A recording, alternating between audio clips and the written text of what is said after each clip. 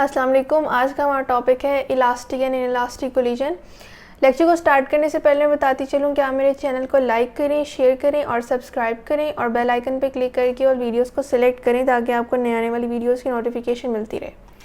तो आज का हमारा टॉपिक जो है वो फिज़िक्स से रिलेटेड इलास्टिक कोलिजन और इनइलास्टिक कोलिजन पर है।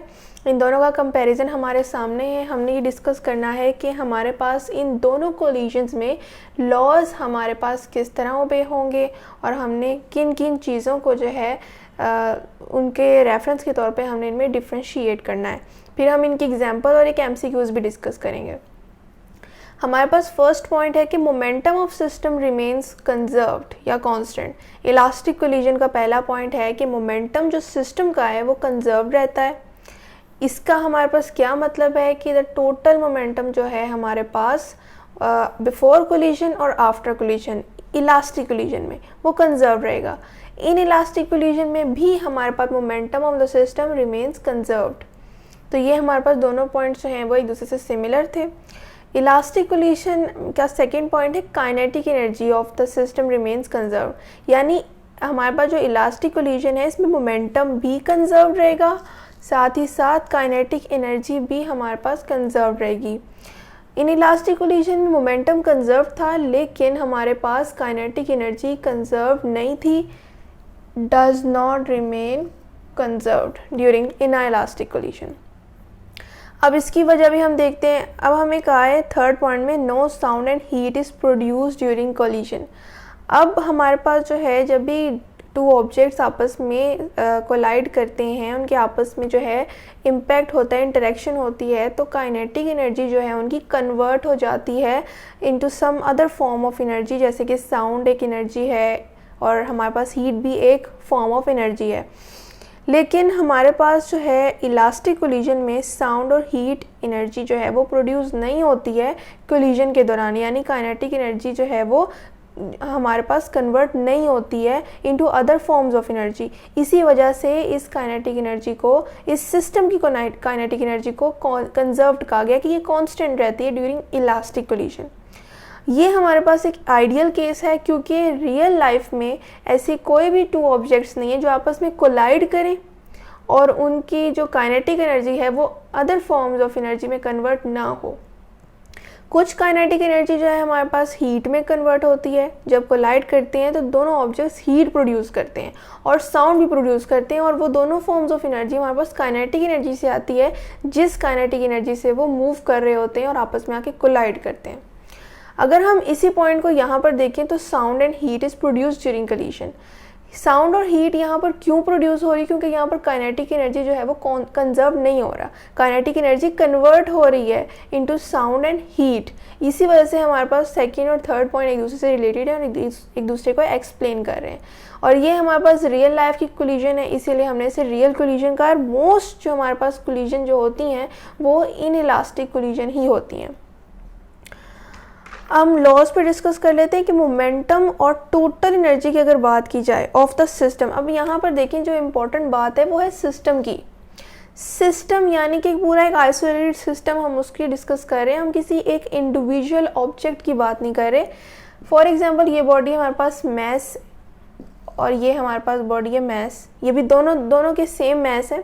ये एक दूसरे की जो है वो ये एक पूरा हमारे पास एक आइसोलेटेड सिस्टम है।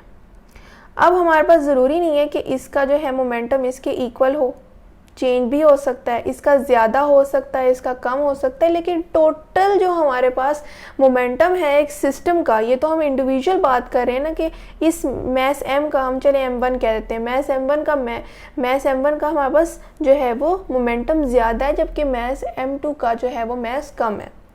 तो यानी हमारे पास जो है इन दोनों का मोमेंटम भी कम और ज़्यादा होगा। हो सकता है m2 का ज़्यादा हो, m1 का कम हो। ये हम इंडिविजुअली जो है एक ऑब्जेक्ट की बात कर रहे हैं और उसकी मोमेंटम की बात कर रहे हैं, लेकिन जो हमारे पास टोटल मोमेंटम है इस पूरे सिस्टम का ये कांस्टेंट है, ये चेंज नहीं हो रहा। तो ये हम सिस्टम की अगर इन अकॉर्डेंस बात करें तो तब हम कहेंगे कि रिमेन्स कंजर्व्ड। अगर अदरवाइज मोमेंटम एक इंडिविजुअली अगर हम बात करें तो वो चेंज हो रहा होता है। काइनेटिक एनर्जी भी एक दूसरे से डिफरेंट हो सकती है। हो सकता है कि हमारे पास m1 स्पीड से मूव कर रहा हो, m2 कम स्पीड से मूव कर रही हो, तो ये हमारे पास मैसेस का जो है वो ज़रूरी नहीं है कि मोमेंटम और काइनेटिक एनर्जी एक दूसरे से मैच करे इंडिविजुअली, लेकिन सिस्टम ओवरऑल जो है वो कांस्टेंट रहता है, एक आइसोलेटेड सिस्टम। अगर इसीलिए हमारे पास ये MCQs में भी ये डॉज दी जा सकती है किसी भी स्टूडेंट को कि मोमेंटम एंड टोटल एनर्जी, अब यहाँ पर ध्यान रखिए, अब मैंने काइनेटिक एनर्जी नहीं लिखा, मैं लिख रही हूँ momentum and total energy of the system. ये आप लोगों की जो है वो एक इम्पॉर्टेंट पॉइंट है कि मोमेंटम और total energy of the system अगर उन्होंने पूछा हो तो वो कंजर्व्ड रहता है इन दोनों कोलिजन्स में ही नहीं बल्कि तमाम होने वाली कोलिजन्स में मोमेंटम भी कंजर्व रहेगा और टोटल एनर्जी भी कंजर्व रहेगी। अब यहाँ पर सवाल ये उठता है कि यहाँ तो काइनेटिक एनर्जी कंजर्व थी, फिर यहाँ क्यों नहीं थी अगर सारी कोलिजन्स में ही हमारे पास एनर्जी टोटल जो है वो कंजर्व रहनी होती है। तो ये हमारे पास काइनेटिक एनर्जी थी जो हमारे पास चेंज हो रही थी अदर फॉर्म्स ऑफ एनर्जी में। टोटल एनर्जी जो है वो सिस्टम की वो कांस्टेंट या कंजर्व्ड ही रहेगी।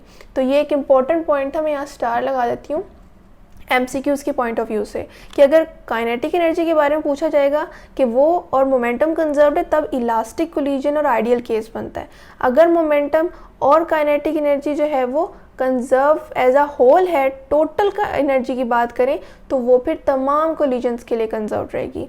और लॉस जो है वो सेटिस्फाइड हैं विद बोथ कोलिजन्स क्योंकि टोटल एनर्जी और मोमेंटम जो है वो कंजर्व रहता है। ये लॉज जो हैं उनको दोनों सेटिस्फाई कर रहे हैं। यहाँ पर हम टोटल एनर्जी को हम नहीं कह रहे कि वो रिमेन्स कंजर्व नहीं है, यहाँ पर सिर्फ काइनेटिक एनर्जी की बात हो रही है। तो ये दोनों इलास्टिक और इनइलास्टिक कोलिजन हमारे law of conservation of energy को भी और law of conservation of momentum को भी ओबे कर रही हैं।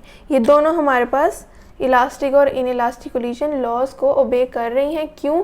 क्योंकि हम यहाँ पर टोटल एनर्जी की नहीं काइनेटिक एनर्जी की बात कर रहे हैं। Law of conservation of energy क्या है कि एनर्जी जो है वो ना तो डिस्ट्रॉय हो सकती है ना क्रिएट हो सकती है। तो ये दोनों कोलिजन्स ये इस लॉ को फुलफिल कर रहे हैं। और मोमेंटम जो है total momentum before collision is equal to the total momentum after collision. ये हमारे पास लॉ ऑफ मोमेंटम है और मोमेंटम कभी भी ट्रांसफ़र या ट्रांसफॉर्म नहीं हो सकता और ये दोनों कोलिजन्स इस चीज़ को भी सेटिस्फाई कर रही हैं। तो लॉज जो हैं वो इन दोनों कोलिजन में ओबे हो रहे हैं। अगर हम एक MCQs को देख लें तो हमारा ये कॉन्सेप्ट मज़ीद क्लियर हो जाता है। अब हम एक MCQs डिस्कस कर लेते हैं। तो ये हमारा एक MCQs है जो भी हमने डिस्कशन की है उसकी बेस पे कि when two objects undergoes an inelastic collision then, तो हमने देखना है कि कौन सी स्टेटमेंट ट्रू है। पहले आपने कीवर्ड ढूंढना है। हमारे हमेशा MCQs की स्टेटमेंट में कोई ना कोई कीवर्ड मौजूद होता है जो हमारे लिए हेल्पफुल होता है कि हम अपनी राइट ऑप्शन पर पहुँचें। तो इनइलास्टिक हमारे पास इनइलास्टिक कोलिजन हमारे पास यहाँ पर की पॉइंट है। इनइलास्टिक कोलिजन के तमाम पॉइंट्स आप जहन में लाएं जो मैंने आपको डिस्कस करके बताए थे कि इनइलास्टिक कोलिजन में मोमेंटम ऑफ द सिस्टम जो है वो कंजर्व रहता है, काइनेटिक एनर्जी कंजर्व नहीं रहती है। ये दोनों पॉइंट्स हमने देखने हैं। तो अब हमने फॉलो करना है कि कौन सी जो है ऑप्शन हमारे पास इन दोनों कॉन्सेप्ट्स के ऊपर पूरी उतर रही है। तो objects come to rest after collision ये तो है, लेकिन ये हमारे टॉपिक से जो है वो इररेलेवेंट है क्योंकि हमारा मेन फोकस जो है कि मोर जनरल हमारे पास ऑप्शन हो। तो हम तमाम ऑप्शंस को रीड करेंगे। Momentum of the system does not change, ये हमारे पास जो है वो ऑप्शन तो राइट लग रही है मगर हमने सारी ऑप्शंस को रीड करना है कि मोमेंटम ऑफ द सिस्टम जो है वो कंजर्व रहता है यानी चेंज नहीं होता। ये ऑप्शन ठीक है। सी ऑप्शन है momentum of the object does not change. मैंने अभी आपको बताया था सिस्टम का मोमेंटम जो है वो कांस्टेंट रहता है, लेकिन ऑब्जेक्ट का अगर हम इंडिविजुअली लेके चलें तो मोमेंटम चेंज हो रहा होता है। तो ये गलत ऑप्शन है। डज नॉट चेंज नहीं, चेंज होता है मोमेंटम ऑब्जेक्ट का। The law of conservation of energy is violated, नहीं। लॉ हमारे पास इलास्टिक और इनइलास्टिक कोलिजन्स में दोनों में ही ओबे हो रहे हैं और मैंने आपको ये भी एक्सप्लेन किया है। तो इसकी राइट ऑप्शन हमारे पास बीटा है कि momentum of the system conserved यानी डज नॉट चेंज। तो ये था आज का हमारा टॉपिक जिसमें हमने इलास्टिक और इनइलास्टिक कोलिजन की कुछ बेसिक जो है वो डिस्कशन की है और आई होप आपको आज के लेक्चर की समझ आई होगी। अगर कोई क्वेश्चन हो आपको इन दोनों के कंपैरिजन से रिलेटेड तो आप आप ज़रूर कमेंट में पूछें। मैं फिर बताती चलूँ कि आप मेरे channel daily dose of education को लाइक करें, शेयर करें और सब्सक्राइब करें और बेल आइकन पर क्लिक करके ऑल वीडियोज़ को सिलेक्ट करें ताकि आपको नए आने वाली वीडियोज़ की नोटिफिकेशन मिलती रहे। शुक्रिया। अल्लाह हाफ़िज़।